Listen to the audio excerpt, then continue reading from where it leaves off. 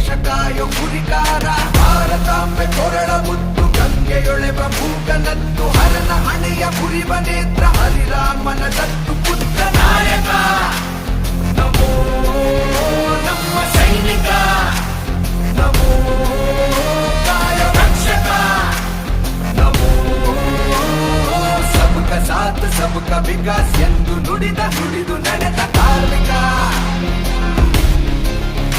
ದೇಶ ಸೇವಕ